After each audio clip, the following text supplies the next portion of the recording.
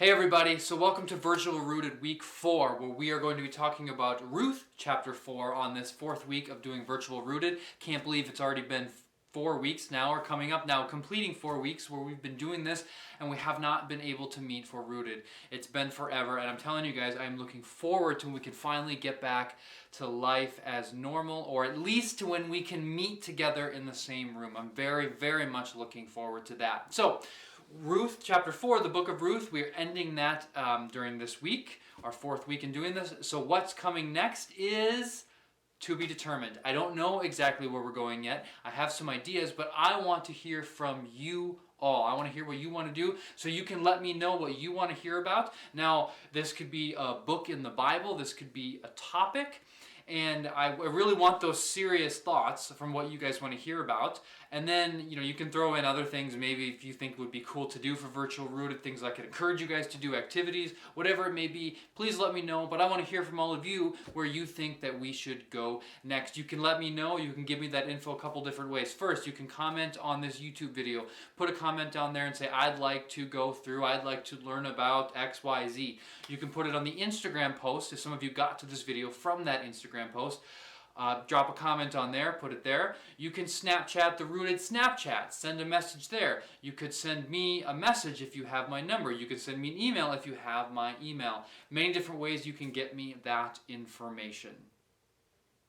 Hey everybody, so the first challenge we did in Virtual Rooted was the funny photo challenge. The next one we're going to do is called the trick shot challenge. Now this could be throwing a basketball from a crazy way, or bouncing the basketball 4 times and then it lands on a hoop, or you throw a football or you throw a ping pong ball and it bounces off a bunch of things to go into a cup or something, and wow, crazy ways. Trick shot challenge. I hope that's pretty self-explanatory. There's only going to be a couple of rules, and I'm going to post these rules. The video has to be, and it's going to be a video you're going to record, the video has to be 10 seconds or less. It cannot be any longer than that. If it's longer than 10 seconds, I will not accept it. It must be you doing the trick shot, okay? It must be you doing the trick shot, 10 seconds or less, and it's going to need to be sent to me by Monday the 20th. Monday, April 20th is when you have to get me the video. 10 seconds or less. You should be able to email me a video. That shouldn't be a problem. I'll put my email in the description from this post, but those are the instructions. Trick shot challenge. Take a look. I'm going to give you a couple of simple examples. I didn't spend very much time. I want to see how creative and skilled you guys are to see who our winner of the trick shot challenge is going to be. Take a look.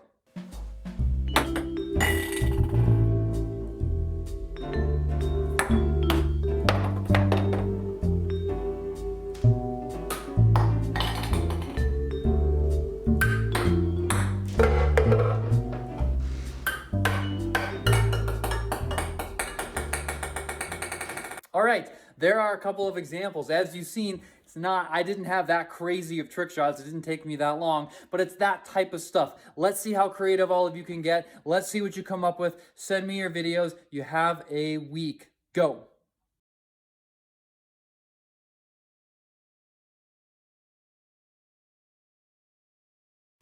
Last week for Virtual Rooted, when we were in Ruth Chapter 3, we talked about the 3 different main characters in this story in the Bible about Naomi, Ruth, and Boaz, and how all 3 of them showed integrity. They showed character. They showed honesty and a true care for one another in their actions when they didn't need to. And my encouragement for you was to think really in 2 ways. Number 1, how can you do that for others, or how can you commit yourself to doing that for others, and then really to think about who has done that for you, and then in turn that can help to think, how can I show that type of character and honor and integrity to other people.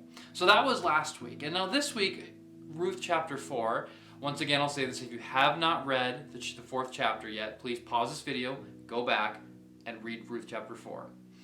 But now as we move to Ruth chapter 4, we're kind of going to be looking at the same type of idea. The same type of idea of showing chesed, and we've been saying that. You know what? Let's all listening right now say that word on 3. 1, 2, 3. Chesed. Good job. I know you did a good job.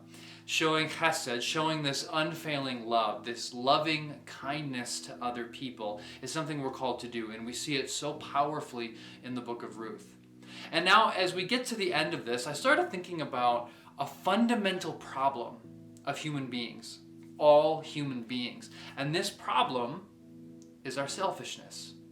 We have an innate ability and propensity, I should say, an inevitability of being selfish. We're going to be selfish because we are sinful, and the book of Romans tells us we've all fallen short of God's glory. There is no one who doesn't sin, no, not one. The Bible says all have turned away, all have sinned, all have fallen short of God's glory. Because of that, we're going to be selfish. And you know what? Different people can be more selfish than other people because we have free will. We can make choices. We have actions that we can make. But what I have found is that the moment we begin to think that I'm a pretty selfless person. I'm not selfish. I mean, maybe a little bit here and there, but I'm pretty good. I've found that the moment we get to that place, we've actually started to be selfish by not being humble, by being prideful, thinking how selfless the goal, as it should be, we actually are. When Allison and I got married about 3.5 years ago, I really started to learn just how selfish I was. I thought, I'm David. I'm a pretty nice guy. I'm not perfect, but come on. I'm nice to people. I give my time to other people. Sure, I had that thought about myself. If I'm being real, I did. And I got married, and after a little bit of time into that, wow, maybe I'm not as selfless as I had thought. Maybe I'm a little more selfish than I thought I was. And when we look at the book of Ruth and we get to the end of it, especially the end, chapter 4 of this short little book, we see the selflessness displayed of these different people and how God is working through their lives to bring about something very specific, even though they might not have realized it. They showed selflessness. They showed that chesed and how God worked behind the scenes. And that can be an encouragement in difficult times. It can be an encouragement in a time that we're in right now, much like the time of the book of Ruth, the time of the judges, when that was a time when the Bible says everybody did what was right in their own eyes. What I want us to see this week from this chapter in the Bible is this idea of selflessness and how being selfless and showing this love and showing this chesed to others, ultimately what God will do with it is what I'm going to call a legacy of chesed. Show selflessness and God will create a legacy of chesed. So when we look at the first 12 verses, we see this guy who we've been talking about, Boaz, and he's this closer relative to Naomi, and we talked about the kinsman redeemer idea to help take those who have lost family members and the women particularly, and to redeem them so that they their family line can continue, their land, and then oftentimes involve marrying to continue that on. And Boaz says, I'm willing to do this for you, Ruth. I'm willing to do this. And that's crazy to begin with. But he says, you know what? You have another relative that's closer who he's first in line. I'm second in line, he's first in line. And you know what? That just is so amazing because Boaz didn't have to do any of that. And then when he determines he wants to do it for them and he wants to marry Ruth, he says, you know what? There's somebody else. And, he gets first choice because he's the closer relative. And that's chapter 4. That's really where we're at, is that short little interaction, seeing what happens when they go to this other relative Boaz to say, hey, are you going to redeem them or not? So basically, in chapter 4, verse 1, what we read is, it says, and now Boaz had gone up to the gate, and he sat down there at the city gate, and behold, the Redeemer of whom Boaz had spoken came by. Now, I just read from the ESV, so Boaz goes to the gate, because most of the people in this town, they'd go in and out of the city gate to go to work. So you probably would eventually run by most people if they were going to be going in and out of the city. But what's so cool about the Hebrew grammar, because Ruth was originally written in the language of ancient Hebrew, is that it's supposed to communicate surprise. So the ESV that I just read says, and behold, the relative, the man came by. But really, the language there is, this should be surprising. He came by, like it just happened. But as we've seen from this book, God is working in the background. That Ruth didn't just happen to go to Boaz's field. This relative didn't just happen to show up when Boaz was there.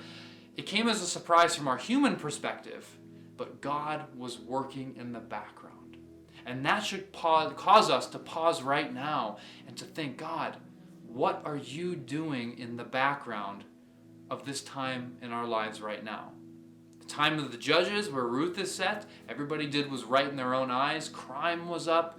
People sinning in new and creative ways was up. It was a bad time for many. Famines were happening. And here we are right now in our situation. And we need to ask, what is God doing in the background? What's he doing in the background of our lives? So if you've read the chapter, you've seen how eventually Boaz talks to him, and he's in the presence of different elders and leaders of the city. And he says, hey, you want to buy it? You want to redeem this land? And he's like, sure. And then he's like, oh, but here's the catch. And I'm sure he wasn't being sneaky when he said this, but he said, you also acquire Ruth, the Moabite woman, from Naomi's family, and basically as a wife. And he said, nah, actually, no, I can't do that. I don't want to put my inheritance into trouble. So his family, his dealings, it would have probably upset some of that. So he's like, I can't do it. So then Boaz does it. He redeems them. He marries Ruth. So what eventually happens is they get married, and Ruth has a son. Ruth and Boaz have a son, and that son's name is Obed. And then later down the line, in the future, Obed has a kid. Well, may have more, but Obed has one child named Jesse. And then Jesse has a bunch of kids, and Jesse has one son in particular, and he gives him the name David. And that shepherd boy, it was a shepherding family at that time, the grandson of Obed, the great-grandson of Boaz and Ruth, became the person of King David, leader and king over Israel. And if we go down several generations later, that family line leads to Jesus being born. Ruth, the foreigner, the Moabite woman, marrying and being redeemed by Boaz, ultimately creates the family line that leads down to Jesus, God himself, who took on a human body 2,000 years ago, our Messiah, the Christ, who was born to save the world from their sins and pay the penalty of death for all who have sinned by taking upon himself that death on the cross. And that is perhaps one of the most amazing stories to ever have been told. The book of Ruth, and how one of the ancestors of Jesus, the Messiah, was this story, was this person, this foreigner, Ruth.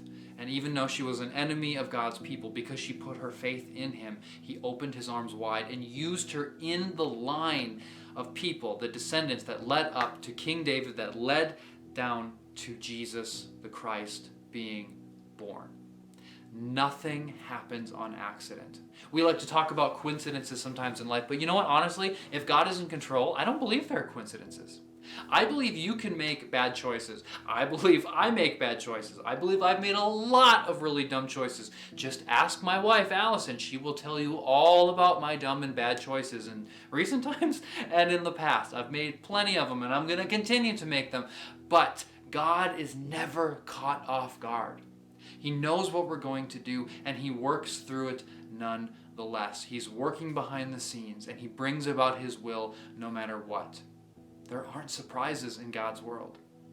You know, what's crazy is that I'm your pastor here today. And back when I was in high school, my pastor, because he invested in me, because he took time to talk to me, to encourage me, to see my gifts, and to write me encouragement cards on trips that we took, and to say, hey, I think you have this spiritual gift. I think you're going to be awesome at this someday. Because he took those times and invested in me. Ultimately, that is why I am in ministry today. And I am a pastor, your pastor today. And when I was in college, I had a professor who he came to me and he said something one day, and I got to share what he said. I was never the academic type in college or really in high school or really college. I got good grades, but I didn't try all that hard, reading and writing and the academic type, I was smart, I guess, but that wasn't my world. That really wasn't my world. And I remember one day I was a junior, I believe, in college, and he came to me and he said, "Hey, David," I went to ask him a question about something, and then I was going to leave, and he said, "Oh, I wanted to give you this." And he gave me a book and some resources about stuff in academia and reading and writing and those types of things and scholarship. And I thought that was kind of weird. And he told me, "Oh, I give these to my students who are, promising in reading and writing type of stuff." And I remember just kind of thinking in my head, what are you talking about? But I took the book, I went home, I read it, I mulled over what he said, and it's so amazing how God used that, honestly, a 2-minute interaction to mold me into who I am today, using my mind for his service. How I love reading now, I love learning, and I love academics now. And I'm always trying to work on a writing project at all times, and I want to write more books in my life, and it's all because somebody stepped out, 2-minute interaction. They said, "Hey, I see this in you, I want to give you this." And that was it. So I want to ask you, who has shown you chesed? Who has led you to be who you are today? Because you are standing on the shoulders of all of those who have helped you before, who have shown you love in your life before. Thank those people. If those people are still in your life, go thank them. Go return the chesed to them by encouraging them and thanking them for that. Because we stand on the shoulders of the giants who have come before us and who have helped us. And when we show chesed to others, we can create a legacy of chesed when we act in selflessness. How can you show chesed to others this week, the rest of this month, the rest of this year? Because when we commit to being selfless, like we see in the book of Ruth, where Ruth, Naomi, and Boaz cared for each other. They put themselves in way of danger sometimes for others. And how the story tells us, you know what? King David and Jesus the Messiah came from them because of what they did. God used that to bring about the Messiah, Jesus the Christ, who was born 2,000 years ago. Now that is amazing. And just because the Messiah has already come and he can't come from something that we're going to do now, there is a legacy of chesed that can come from you. A legacy. And I want to challenge you guys now to start thinking about how your actions affect others. How when we are selfish, it affects others for the worse. When we are selfless, it can affect others for God's purposes in amazing ways. Things that we may never know in this lifetime. It's like someone comes to somebody 10, 15, 20 years later and say, "You know what, because you said that, I started doing this and all this happened." That's what I'm talking about, a legacy of chesed. So my challenge for you is to think of 3 things. Either 3 people, different people, or 3 things for 2 people or 1 person, whatever. 3 things that you can do, kind of similar to the challenge from previous weeks. 3 ways to show chesed, however small or however big. It could be a 2-minute conversation. Changed the course of my life from 1 person, 2 minutes. It could be a 2-minute conversation. It could be a friendship you start. It could be seeing a need and diving in to help that need. And you know what? If you never see the fruit of it, of what happened because of it in this lifetime, I want to say that's okay. Because we have faith in a God that is working behind the scenes, and we don't need to see it all because we trust that He is doing those cool and amazing things. But what I think is cool and what I believe is that when we get to heaven, the biggest thing we're going to be concerned about is how amazing God is and being in His presence. But you know what? We're going to be there for eternity, and I believe that we're going to get to see all of the cool things that He did through our lives on earth and how that continues into eternity. I think He's going to share that with us, and I look forward to that. And I don't do it because I'm going to get recognition, because honestly, when we're in heaven, we won't care about that. We're just going to care about praising Him. But it's so cool to see what God does and and then we're going to praise him all the more. 3 things, 3 ways. See how you can show chesed, be selfless, and create a legacy of chesed to others. Amen.